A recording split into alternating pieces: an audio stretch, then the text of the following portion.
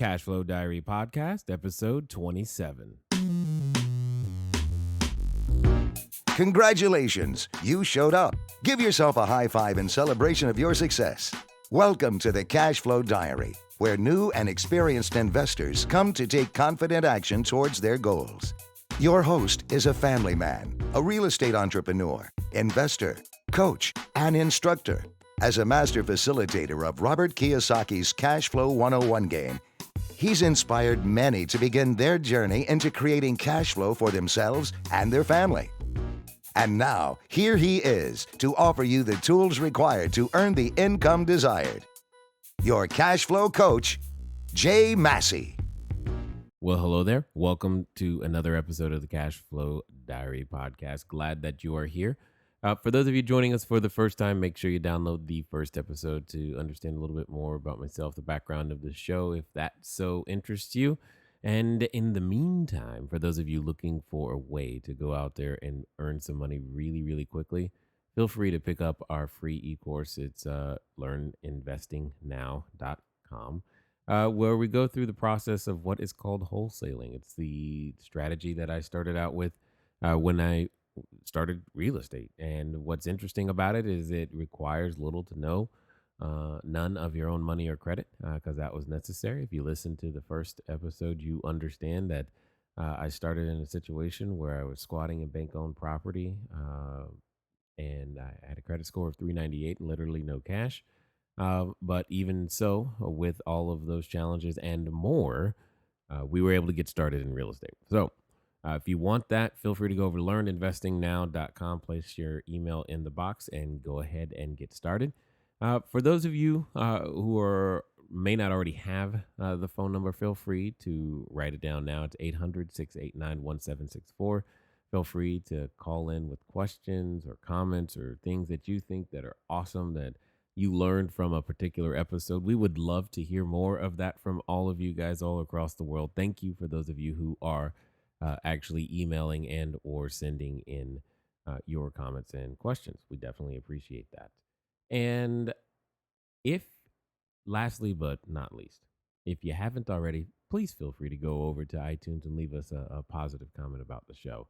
In fact, if you do so, what you will be able to obtain is a free 30 days of our premium membership, which gives you additional content, additional information, additional video and audio and training that I've already done from my live events, etc., that teach you all manners of not only just wholesaling, but the apartment investing, as well as raising capital and all the techniques that I use for that as well. Anyway, let's get this episode going.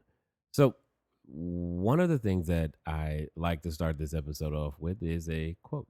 Our quote for this episode is as follows: "We keep moving forward, opening new doors and doing new things because we're curious, and curiosity keeps leading us down new paths."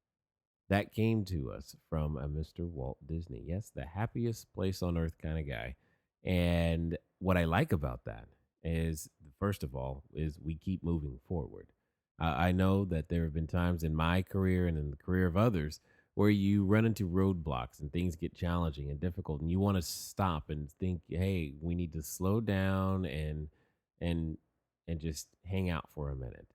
And then 1 minute turns into an hour turns into 2 days, and 2 days turns into 20 weeks, and 20 weeks turns into 20 years. And before you know it, you're still in the same place. But if you keep moving forward, opening new doors and doing new things, because that's the other thing, is that you can't just sit behind. You can move forward in circles, right?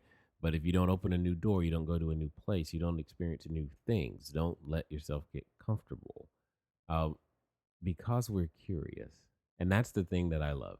Yeah, let your curiosity take you to new places, because I know it has taken me to many, many new places. In fact, that's what you're going to hear on this particular episode, is a new place where I technically still am at this exact moment. However, I recorded an interview with one of the top real estate agents here, where I am currently on the island. And if you've ever seen the show House Hunters International, You probably have already, quote unquote, met him. But if not, that's okay. You get to listen to a guy who's becoming a good friend of mine, Mr. Dennis K. And he lives on the island of Ambergris Key in I should say, in the country of Belize. If you don't know where that is, that's okay. Feel free to look it up. That's part of your real estate trivia, right? Where is it? And one of the things that I truly enjoy about being a real estate person is that you get to go new places, you get to try new things, you get to do things that you would never do in any other position simply because it's all real estate. And we keep opening new doors and seeing new places. So, one of the things I want you to hear in this particular episode are some of the things that, regardless of location, keywords, regardless of location, some of the things that are still necessary, some of the fundamentals that are required for you and I to go out there and be successful inside of real estate. Okay. So let's get this interview started. So you've spent a lot of time educating people on. Yeah, one of the things that I spend a lot of time educating people on is the country of Belize itself. So here's the typical email I get. Dennis, I'm looking for a condo that I can buy, use a couple months of the year, and then put some sort of rental pool. I have $200,000 or $300,000 to spend. What do you have for me? Right. I mean, that's the worst email any real estate agent can get, because they're looking at the entire country of Belize. It's like a real estate agent in New York City saying, I'm looking for a 2-bedroom condo. What do you have? Right. I mean, imagine that for the whole United States. Yes. So the reason I've come up with my ebook, my relocation investment guide, is to help educate people on the country of Belize and which parts are going to meet their goals. Oh. Because they're looking at an entire country. They don't realize that Belize is very diverse. I mean, you got Mayan villages with no running water, no power, up to places like Ambergris Key where you have, $2 or $3 million homes and everything in between. The biggest mistake people make when they look at Belize is start to look at actual real estate. They get on real estate websites, they look at condos, look at homes, and that's the worst place to look, because it tells you nothing about the area, the occupancy rates, the draw, the tourism. And I get this all the time. They say, Dennis, I can go to Corozal or Punta Gorda or Cayo and I can get real estate half the price as what I can get in Ambergris Key. Right. I said, yeah, you can, but who goes to Corozal? Who goes to Punta Gorda? What is the draw of those areas? If there's nobody there now, why would you think that area is going to grow in the future? So I tell people you have to look at the path of progress and see if the area that you want to buy has the type of flow through in terms of capital and tourism and vacationers in order to make an area grow. There's areas of the mainland right now where I can get you, 1,000 acres of jungle for probably $10,000, and you know what? 20 years from now, it's still going to be jungle and inaccessible. Nice. I could film my own movie there. Exactly. And you know what? For doomsday preppers, I love the show Doomsday Preppers, because if you're looking to prepare for the end of the world and don't want to be bothered, then I can sell you things like that. Yeah, there you go. But if you're looking for things like having people come down and actually rent your unit, running water, and also things to do. I'll give you an example. Yes. Take a condo on Ambergris Key. Let's say it's oceanfront, $400,000. A nice new condo, right? Okay. That condo will rent very well, because when a person comes down to vacation, first of all, they want beachfront. They want access to snorkeling and diving and fishing. They want to go to nice restaurants, right? Yes. So Ambergris Key has that draw. There is a little bit of that down here. Yeah, exactly. you can go down to places like Placencia and Hopkins and different areas like that. You might be able to get the same condo for 30% less. But what is the draw? First of all, your rental rates are going to be lower because there's not a high demand in that area. Also, your access to things like snorkeling, diving, and fishing are very far from land. There's sometimes a half-hour, 45-minute boat ride compared to 4 or 5-minute boat ride here. So what I tell people is look at the occupancy rates of the area that you want to buy. Ambergris Key has experienced a 53% increase in tourism over the past 36 months. Nice. That is incredible, especially during the recession. I know I'm back for the second time. It's very, very beautiful here. Very, very beautiful. Yeah, so you got to look at that. Look at where people are going today. Now, what a lot of developers do, especially on the mainland, is they buy up large sections of the mainland at dirt cheap prices, because you can get acreage very cheap. They'll hire a architect or a planner to sort of lay out how pretty this area is going to look, and they'll start selling lots with the hope of someday in the future this will become something. And sadly to say, a lot of people buy into that dream, and they purchase property down there thinking, you know what, it's so cheap, someday in the future that area might become something. If it's not something now, there's a reason for it. It's because it doesn't have what people are looking for. And I'm not saying different areas don't open up, right? Like here on Ambergris Caye, we have some sections of the islands that are definitely opening up and becoming more attractive because infrastructure is going in, things like that. But still, you have close proximity to what most people want, and that's accessibility to the reef, snorkeling, diving, fishing, sailing, all those sorts of things. Whereas in the mainland, you would never have accessibility to those things. So I guess that's sort of in a nutshell a lot of the education that I have to do with clients. Got it. So say for the first time, for the brand new person considering going offshore for the first time, and looking, what are like the top 5 things that they need to be aware of? What's the buyer beware signs when coming to an international place that says you might want to double check? Just, what have you seen where most of the buyers made that initial mistake? Yeah, that's a good question, Jay. Again, the place that most people start looking on the internet is with real estate. And that, again, is the worst place to look. I get all sorts of clients saying, Dennis, I'm trying to compare Belize to Costa Rica, to the DR, to Thailand, because they have options. Right. And if someone's looking to move offshore, they feel, oh, the entire world is my oyster. I can go anywhere you want. Well, if it's just for pure pleasure, sure. You can buy beautiful real estate in any part of the world and enjoy it. But if you're buying for investment, there's a certain set of criteria that you should look at. For example, number one is the government. I see. If you buy, I don't care how beautiful the island or the country is, if you buy in an area where the government is not stable, then your investment is not stable, obviously. Gotcha. Look to see what the government is based on. Like here in Belize, it's based on British common law. It's familiar with us in the United States, familiar to Canadians, still part of the British Commonwealth. It's not based on Napoleonic law, like Honduras and Panama and some of the other Central American countries that have gotten a lot of press in the last 10, 15 years. So look at the government, make sure the government's stable, make sure it's pro-investment. A lot of governments aren't pro-investment. They claim to be, but when you look at the laws, they give more protections to their own citizens owning property than they do to expats. Here in Belize, everyone's treated equal. Your foreigners owning property are not differentiated at all between your locals owning property. So I think that's important. Another thing is English speaking. A lot of people don't give this any thought, but for instance, if you're an investor, you have rental properties and you're very successful. If you were to go down to a place like Costa Rica or Panama and buy up apartment buildings, you'd have to be fluent in Spanish. There'd be no way around it, right? Small challenge there. Can you imagine you walking and checking on your apartment buildings and your renters, always having to have a translator and trying to communicate with your lease agreements, with your rental agreements, all that type of paperwork, constantly having to have it translated. And what if you miss something, right? You're counting on other people to do your homework for you. So in that sense, it makes sense that you purchase in an area where English is not just spoken, but also that it's the official language. So for instance, I just had a client in here a half hour ago. He signed an agreement for sale, 3-page document, read it simply, signed it, we presented the offer, it was accepted. All right, that happened in about 15, 20 minutes. There was no translation, nothing to get lost. He wasn't nervous about, okay, now, what does this mean or what is that? So he feels very comfortable investing here. When I take him into the closing company, the Enrique de Leon of Capital Corporate Services, he's going to speak English. Nice. The banker, Flor Nunez, she's going to speak English as the official language, not as I speak English too. Yes. You know what I'm saying? I do. The funny thing is that I just came from Cancun. It was the first time I went there, and I had such an interesting experience just trying to ask for simple things like the directions, where's the bathroom, and how to get coffee and order food.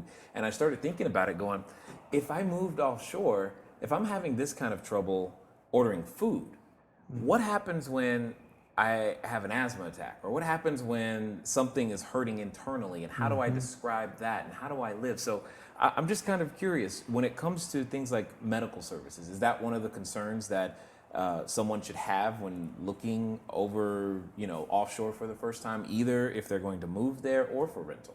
Absolutely, Jay. I'm glad you brought that up. Let me just take that question in a couple steps. First of all, what you mentioned is exactly what people experience, is that when they go on vacation, it's sort of fun to try to order your beers or your food in another language, right? It's part of the experience of a vacation. It's a lot different when you live there or when you try to do business there. And as far as medical, I'll give you my personal experience. About a year and a half ago, my wife woke up with severe stomach pains, just excruciating. And I didn't know what to do. I thought she was dying. So I rushed her into a doctor here on the island. They performed an immediate, what do you call it when they scan your stomach with a little sonogram, right? Sonogram, Sure. you know? I don't know. And it showed up that she had a severe gallbladder attack with a lot of stones, and she needed emergency surgery. And so I flew over to the mainland, took her to a private hospital in Urban City, and I sat with the surgeon who spoke English. I sat with the anesthesiologist, talked with the nurses. I signed our consent forms. Our entire stay in the hospital was made so much more comfortable because everyone spoke English. I couldn't imagine if that happened to us in a country where we didn't know the language. For instance, we travel a lot to Europe. I love spending time in France. But I shudder to think if that same experience would have happened in France, how much more anxiety we would have had. Yeah. To end up, she was successfully operated on. They did it laparoscopically. It was a very successful operation.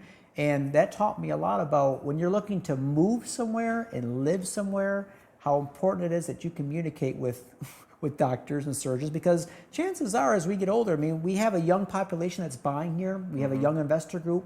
But our population that are retirees, the baby boomers, they're up in their 50s and 60s. And if they're going to be spending the majority of the year here, they want to know they have access to good medical care and that they can communicate when they need to. Got it. All right. Now, that's the first part of our episode. Hopefully, you've been able to learn a few things, and you probably noticed that the audio quality is a little bit different on this particular episode. We're experimenting with the idea of the recording on location, those types of things. And what you're hearing in the background is progress. That's a lot of the progress, a lot of the construction, a lot of the things that are actually going on the island. And it's amazing to watch and to see and to participate in. And hopefully that adds something to this particular episode for you. But if not, please forgive us. Let us know. So at the end of the day, just trying to bring you the most relevant information that we possibly can when it comes to learning how to build cash flow, because it is a process, but hopefully you're beginning to hear some of the things that are necessary in order to make that happen. And at the end of the day, you can see some of the things that, even though you may not be in the country of Belize, that you still need to apply to your existing portfolio today. All right. Last time we had a question. I want to make sure that we get to the answer of that question so that the individuals who have sent in their answers know that they have absolutely won the book. And for those of you who don't know, I've got a new book on the way out. It is my cash flow creation system. And basically what it teaches you is my entire business model from beginning to end, starting with wholesaling, multifamily, as well as raising capital, et cetera, et cetera, et cetera. And you, for answering the question, if you get the answer right, email or call us, you get a copy of the book signed by me. Awesome, right? You're like, no, don't sign it. Just give me the book. I understand.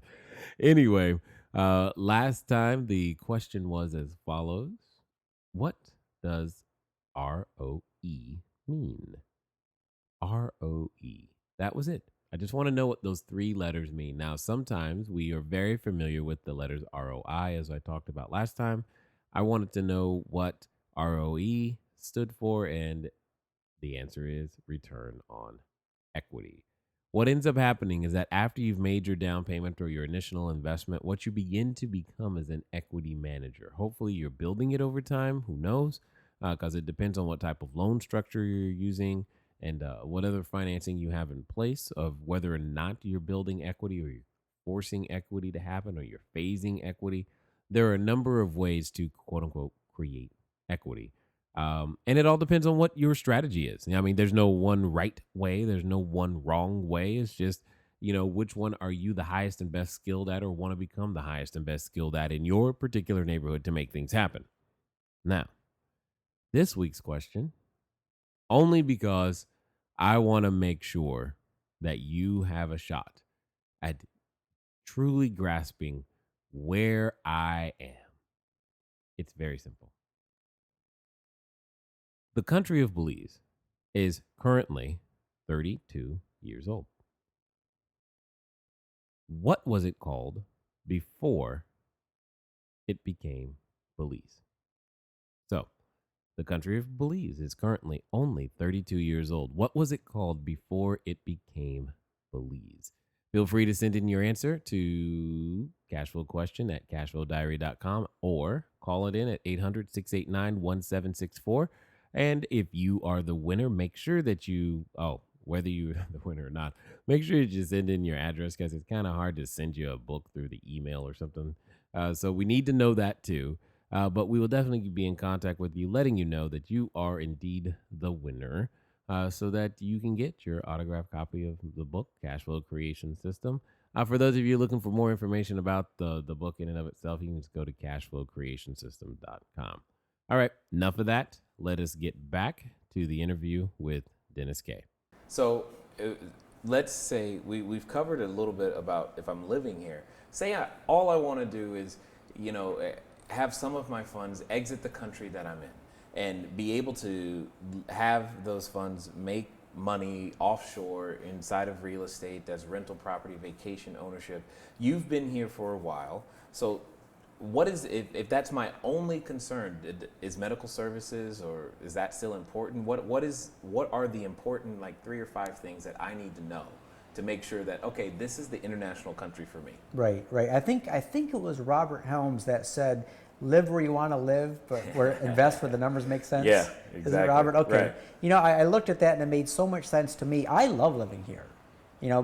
but it's not for everybody. Sure. I mean, it can be hot, some of the year. Some people don't appreciate our sandy roads. Some people don't care about the water. Yeah, right. That being said, I would say a good 40% of my clientele has no desire to not even come to Belize to live, but they don't even have a desire to visit. I mean, wow. They're viewing Belize as like a stock option or just another investment, just like in the States. Robert Kiyosaki, he advises buying in whatever city you can get the highest return. No matter what the property looks like. What I find down here is that people are buying property from me. Most of my sales are over the internet. I very rarely see my clients face to face. I very rarely have a phone call with them. Most of my communication is over the internet. And about 40% of my clientele are buying property sight unseen from me just based on the return. So they don't care what Belize looks like. They don't care if they ever visit. They will eventually because this always gives them an excuse to see what they bought. But if the numbers make sense, they view it just as another one of their investments. Like when you buy a stock in a foreign company in China, you don't necessarily fly to China to look at your stock paper. No. Right? So they view it as the same thing here in Belize. What I recommend, though, is that investors don't try to cheat the system.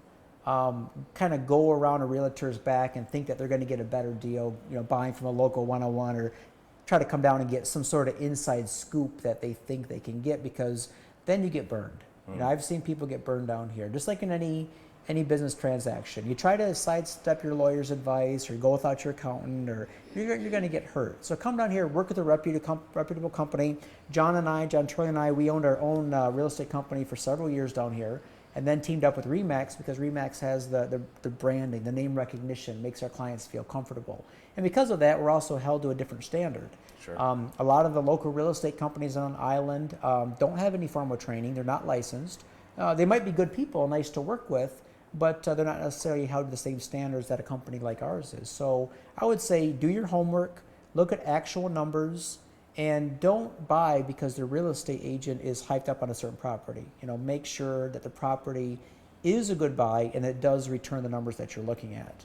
Absolutely. I like that. I like how the fundamentals are the same. And hopefully for those of you listening, you hear that the fundamentals are the same. No matter the location, you still got to make sure certain things are in place in order for people to want to rent from you, live there, etc. There are things that drive markets, and they're everywhere. They can be seen, and it's clear. Even though it's a foreign country, they still have attorneys. I guess we couldn't get rid of them, but that's okay because they all have a purpose.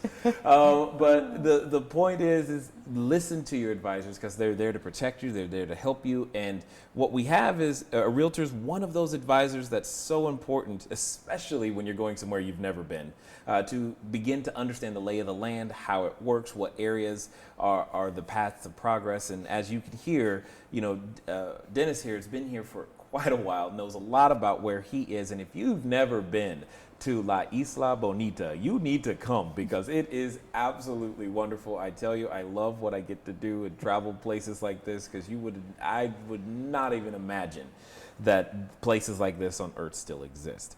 So, Dennis, one more thing. I've got to know, why did you move here?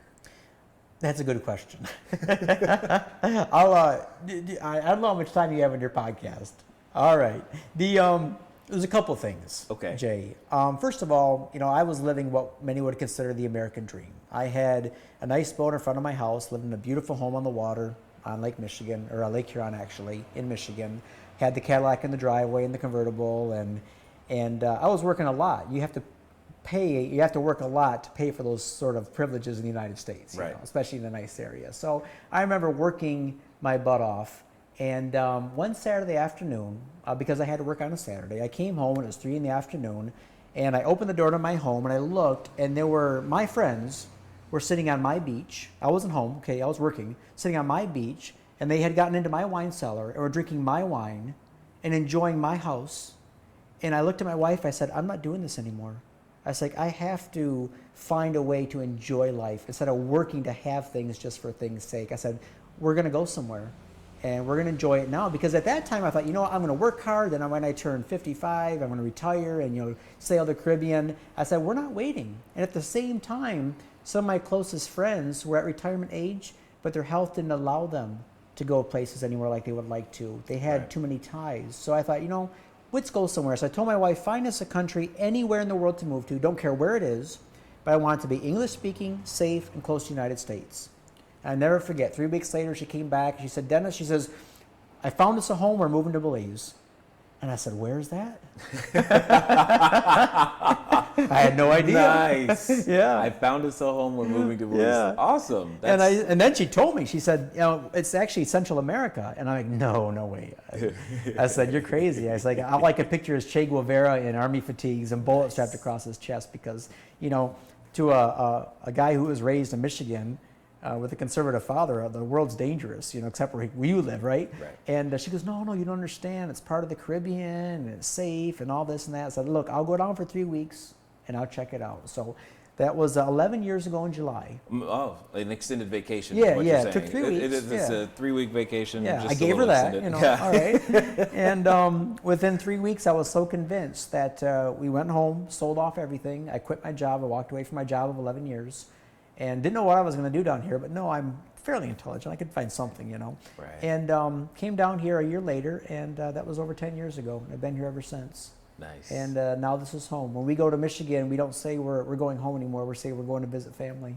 Yes, exactly. This is nice. I know my wife is coming, and for the first time in a few hours, and I know she's going to leave kicking and screaming because, again, but for those of you listening, if you've never seen this place, you would not believe places like this still exist. Absolutely. Wasn't that like the first thing you were thinking when you got off the plane? Yeah, Mind you, the 4-seater plane. Yeah, and it's neat because it's like going back in time, and I tell people what you see, because first timers here always have a different viewpoint of the island. Either they love it that it's not developed and all nice and clean and pretty and everything is just so like in Palm Beach or Palm Springs, right? Or, they make the comment, well, how come more of the roads aren't paved? Or how come more stuff isn't developed? So they always got those two different views. This is an island that is just at the cusp of seeing some major growth and development. So, guys like us, we can come down and get in the game early. I mean, imagine buying Apple stock when Apple wasn't even heard of, or Right. Right. buying up land in Palm Beach when it was all swampland and people were crazy. I mean, that's where the island is today. So what I think is really neat, it gives people like us who have the vision to get in the game now, and also to help our clients get in the game too. I mean, all my clients, I love them dearly, and I think it's fascinating that I get to help people not just buy a vacation home, retirement home. I help people to be able to provide a way to provide some good, solid return on their investment for the future, much more than they can get in many investment vehicles in the States. So I just love my job. Yes, and it comes through clearly. I mean, with the views you got all day long, how could you not? Now, if someone wanted to get a hold of you, what would be the best way to do that? You mentioned an ebook earlier, website. How would you like us to contact you? Yeah, my main source of contact is email. Don't call because I do travel a lot. So if you call my cell phone, it might go to voicemail. Who knows when I'll get it. Definitely email me on my personal email. It's Dennis Kii, so DENNIS KAYII, two letter I's at gmail.com. Check email all the time. And my ebook is just now being sent to the editors. Gotcha. It's 150 pages of solid text. And here's the reason for the ebook, Jay, is that some people get on the internet, and the internet for Belize is a poor source of information because a lot of websites aren't maintained properly. They contain outdated information. They're incomplete. And so what I've done now is I've compiled an accurate, up-to-date book containing all sorts of things like IRA purchases, IBCs, how to open up your offshore accounts, how to make sure you have secure title, what about financing, all those questions that people have, I've compiled into one source. I update it regularly, and I'll give you the website to that here. It's www.BelizeRealEstateExpert.com. So that will be going live here in the next 30 days, and hey, it's a service that I can provide to my clients. Excellent. I definitely appreciate your time. Don't want to keep you too much from the sunshine. But ladies and gentlemen, we've had our time here with Mr. Dennis K. If you've ever seen the show House Hunters International, you actually already know what he looks like now. You've heard him here in person as well. And if you're ever in the neighborhood, as you're on your way to groceries and you feel like you want to go somewhere fun, feel free to stop by Ambergris Caye. Say hi. They're the first realty you'll see right outside of the airport, and it is an awesome place to be. So with that, Dennis, I'd like to thank you for your time. Is there any last thing that you want to say, either to that brand new person who's looking to go offshore for the first time, or the experienced person who you obviously deal with? The one piece of advice I would give is before you start doing too much emailing and asking too many questions, attend one of my webinars. I host live webinars every week, and I put them together specifically to answer the basics.